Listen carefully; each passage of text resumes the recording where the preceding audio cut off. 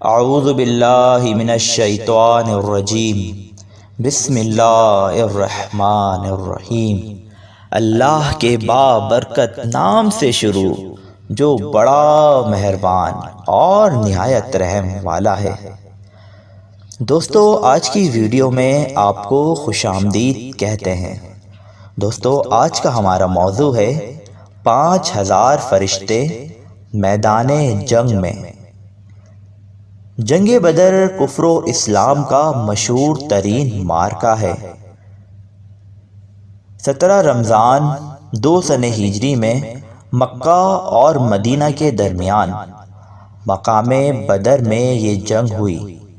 اس لڑائی میں تعداد اور اسلحے کے لحاظ سے مسلمان بہت ہی کمتر اور پست حالی میں تھے۔ مسلمانوں میں بوڑھے، جوان اور بچے اور انصار و مہاجرین کل مل کر 313 مجاہدین اسلام و علم نبوی کے زیر سایہ کفار کے ایک عظیم لشکر سے نبرد آزما تھے۔ سامان جنگ کی قلت کا یہ عالم تھا کہ پوری اسلامی فوج میں 6 زر ہیں اور 8 تلواریں تھیں، اور کفار کا لشکر تقریباً 1000 نہایت ہی جنگجو اور بہادروں پر مشتمل تھا، اور ان بہادروں کے ساتھ 100 بہترین گھوڑے،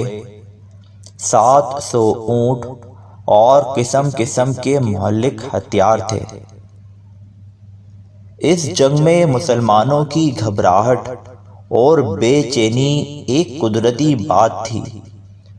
حضور اکرم صلی اللہ علیہ وسلم رات بھر جاگ کر خدا عز و جل سے لو لگائے مصروف دعا تھے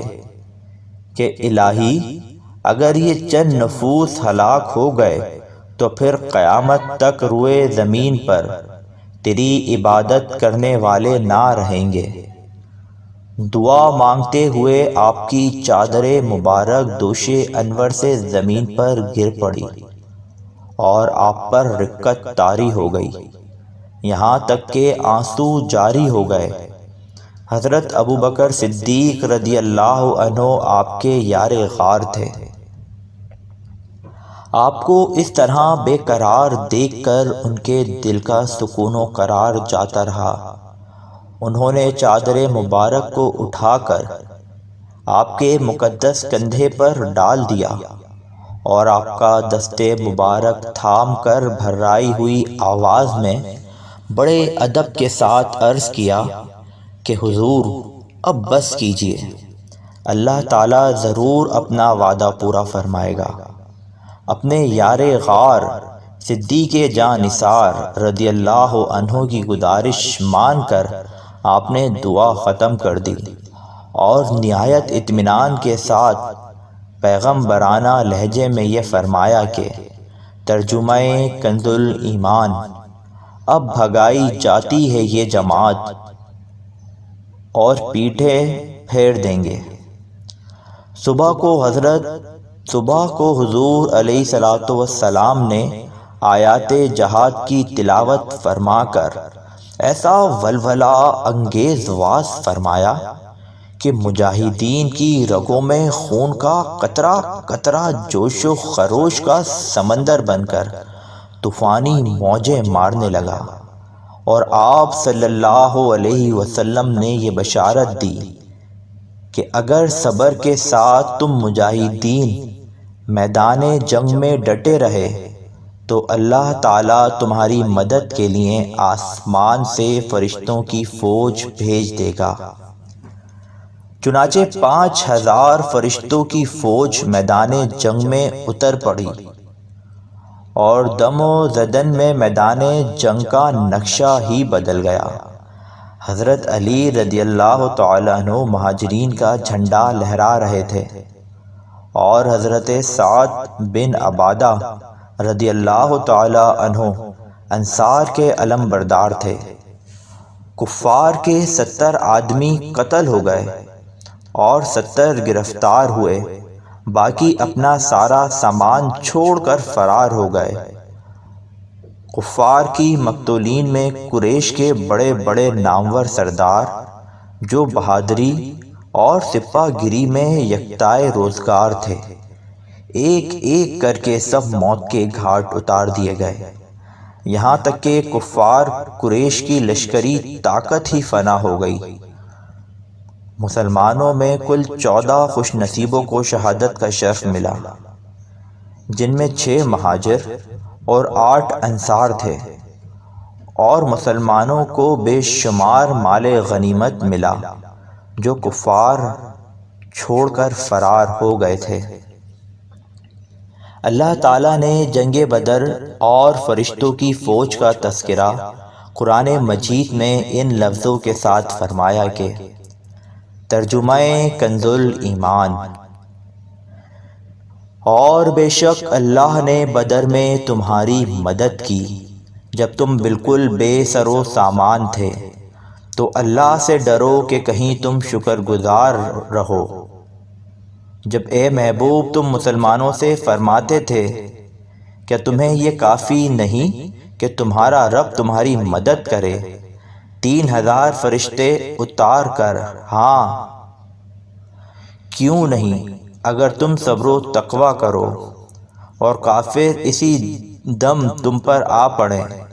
تو تمہارا رب تمہاری مدد کو 5000 فرشتے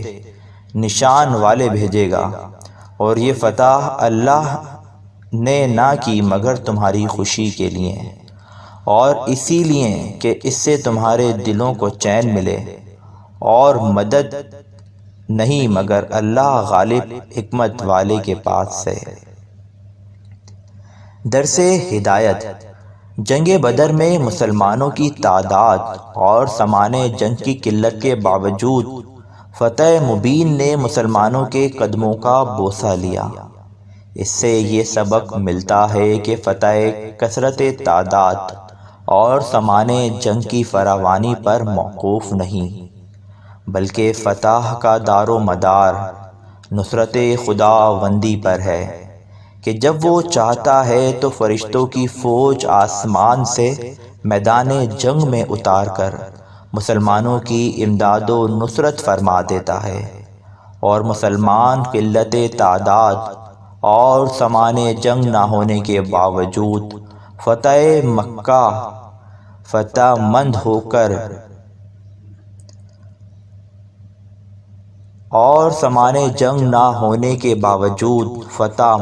کر کفار کے لشکروں کو تہس نہس کر کے فنا کے گھاٹ اتار دیتا ہے، مگر اللہ نے اس کے لیے 2 شرطیں رکھی ہیں، ایک صبر اور دوسرا تقوی۔ اگر مسلمان صبر و تقوی کے دامن کو تھامے ہوئے خدا کی مدد پر بھروسہ کر کے جنگل میں اڑ جائیں تو انشاءاللہ تعالی ہمیشہ اور ہر محاذ پر فتح مبین مسلمانوں کے قدم چومے گی، اور کفار شکست کھا کر راہ فرار اختیار کریں گے، یا مسلمانوں کی مار سے فنا ہو کر فی النار ہو جائیں گے۔ بس ضرورت ہے کہ مسلمان صبر و تقوی کے ہتھیاروں سے لیس ہو کر خدا کی مدد کا بھروسہ کر کے کفار کے حملوں کا مقابلہ کرنے کے لیے میدان جنگ میں استقامت کا پہاڑ بن کر کھڑے رہیں، اور ہرگز تعداد کی کمی اور سامان جنگ کی قلت و کثرت کی پرواہ نہ کریں، کیونکہ فرمان خداوندی ہے کہ مدد فرمانے والا تو بس اللہ ہی ہے۔ سچ کہا ہے کہنے والے نے، کافر ہو تو تلوار پہ کرتا ہے بھروسہ، کافر ہو تو تلوار پہ کرتا ہے بھروسہ، مومن ہو تو بے تیغ بھی لڑتا ہے سپاہی۔